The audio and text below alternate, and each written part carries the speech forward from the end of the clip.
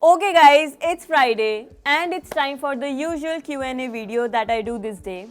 But before I start, these Q&A videos are lovely because it gives me a chance to interact with you guys. You guys ask me questions, I take them in this video and answer them as much as I can. But in case if I miss out on your question and you think it's important, do not worry.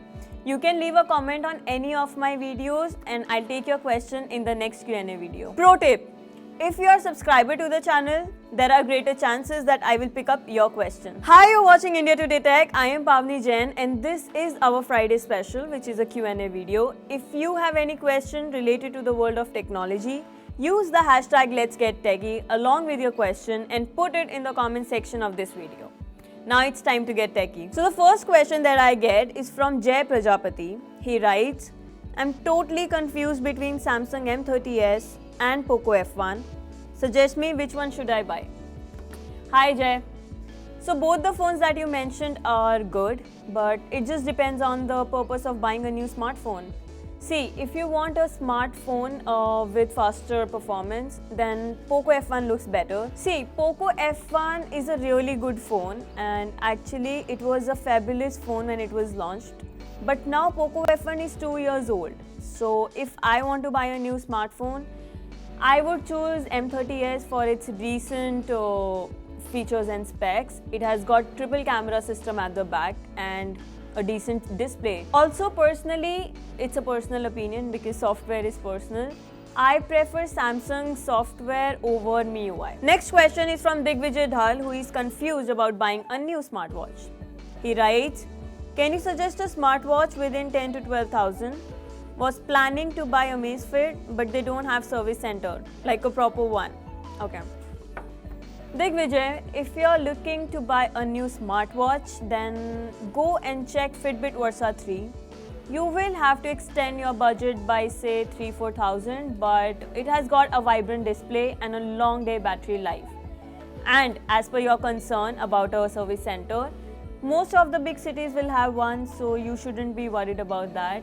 Plus, if in case you're worried about extending your budget, then you can also check out Fitbit 3, Fitbit Charge 3. Yes, it's not a full-fledged smartphone, but it has more features than regular fitness bands and it comes under rupees 10,000. Pratyush Padihari has one question. Okay, it's not just one question, Pratyush. These are 3 different questions. So let's take them one by one. Number 1. Do the Galaxy M series phones lag like the earlier Samsungs did? See Pratyush, lagginess of a phone depends on the usage. Like on a moderate usage where you're playing games or watching back-to-back videos, doing some internet browsing, making calls and doing such stuff, clicking pictures and everything, then your phones works nice, like you won't see any sort of performance issues. The phone doesn't slow down. But then say if you are playing long sessions of high graphics games and then you instantly want to jump onto some app, say Instagram for example, then you might see some slowing down of a phone and some lagginess maybe. But otherwise the phones that fall under Samsung Galaxy M series are perfectly fine. They're decent enough. Number 2, does Vivo V17 have ads or bloatware? So Vivo phones run on its own customized skin, which is FunTouch OS, and this software doesn't bring ad to the phones, but you won't see any ads in your notification panel. But yes, Vivo phones do come with bloatware. They come with preloaded apps. Time for question number 3. Which one to get among Samsung Galaxy A50s, Redmi K20 and Honor 20? I would shortlist A50s and K20 out of these two.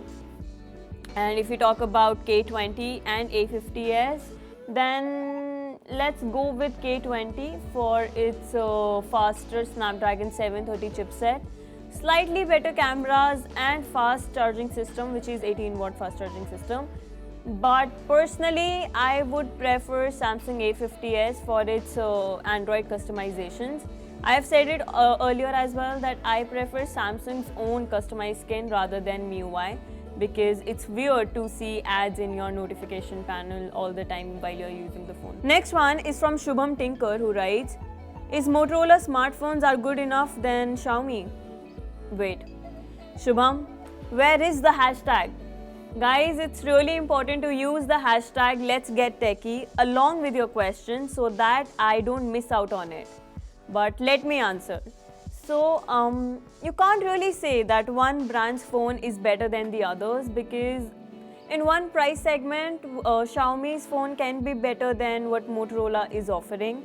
Similarly, in other price segment, maybe Motorola phone is better than what Xiaomi Mi or Redmi has to offer. So basically, it depends on phone to phone. So one can't really say that this brand is better or that one is better. Rest, Shubham and everyone else, please use the hashtag Let's Get Techie with your question. It makes my life easier, guys. Uday Omkar asks, Mi A3 is worth buying or add rupees 2000 more to get Redmi Note 8 Pro?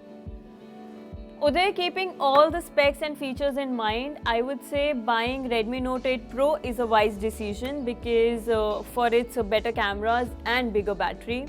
But then if you want a clean user interface experience, then your pick should be Mi A3 because it runs on stock Android software. Plus, Mi A3 also comes with AMOLED display, which is more vibrant, and Redmi Note 8 Pro has LCD display, which is duller when you compare it with an AMOLED panel. Performance-wise, both the phones are fast. They include powerful chipsets, but I would personally pick Redmi Note 8 Pro. Avinash Gupta wants to know which laptop he should be buying under Rs 70,000. You can definitely buy the Asus ZenBook 14 UM431. Easy name.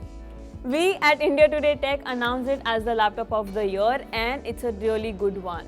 It looks really classy and features 14 inches Full HD display. It is powered by AMD Ryzen 5 3500U processor paired with 8GB DDR4 RAM and a 512GB SSD storage drive. There is AMD's Vega 8 integrated graphics on board as well. And as usual, the laptop runs on Windows 10. But you know what will I buy? I will pick up the old MacBook Air. Yes, that 13 inches MacBook Air without the Retina display. It comes at a price of Rs 60,000 and it is a fabulous laptop. It is one of the best laptops the world has seen so far. So if you are spending 60,000 rupees and if Windows is not absolutely necessary, then go and pick up the old MacBook Air. Guys, now I'm taking the very last question of today's Q&A video.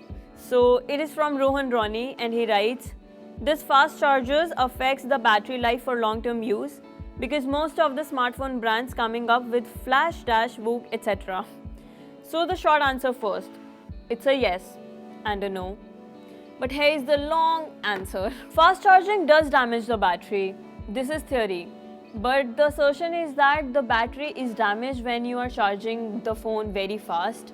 And not because the current is flowing at a very fast rate, but because the current that is flowing in filling the battery, it is also generating heat and the battery gets damaged because of this generated heat or the high temperature.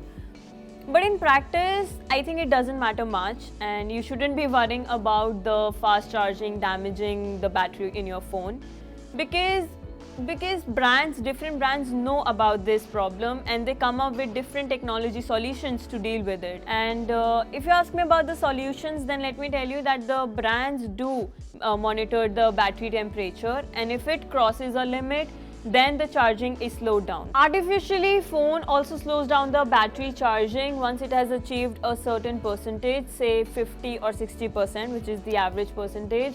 So yes, different brands apply different technologies and have their own ways of dealing with this problem. The end result in practice is that fast charging like VOOC or OnePlus Warp charging doesn't damage the battery much.